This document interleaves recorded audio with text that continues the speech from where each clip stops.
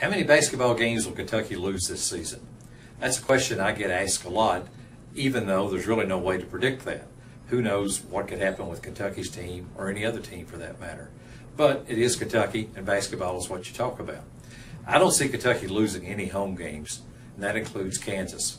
Tell me all you want about Kansas being a Final Four team, and they could be, but I just don't see them coming into Rupp Arena in late January and beating John Calipari's team. I just don't see any way that's going to happen.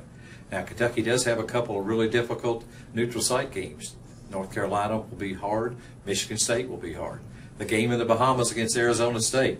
Maybe Arizona State's not that marquee opponent, but trust me, if you go to the Bahamas and you're 18, 19, 20 years old, wouldn't it be kind of easy to get distracted from thinking about basketball when you see the warm weather, the beach, and all the things that go with that? So who knows how Kentucky will react over there. I'm sure John Calipari will keep them locked up in a hotel room the best he can, but still, it's the Bahamas in December, and when I was as young as what the UK players are now, I'd be thinking about a lot more than basketball, so we'll just see.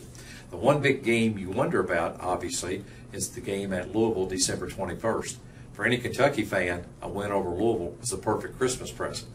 Once again, it'll be Louisville's experience against Kentucky's probably superior talent. But Louisville's picked in the top 10 in almost every preseason poll, and a lot of people have Louisville as a possible Final Four team.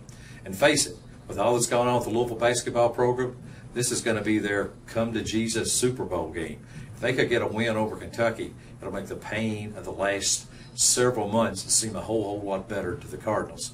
So, I don't know. John Calipari's had Rick Pitino's number. Whether that'll continue this year or not, I don't know. But I'll tell you one thing. If the teams play again in March, I'll take Kentucky right now, because by then, I don't think there's any way Louisville will be able to beat Kentucky.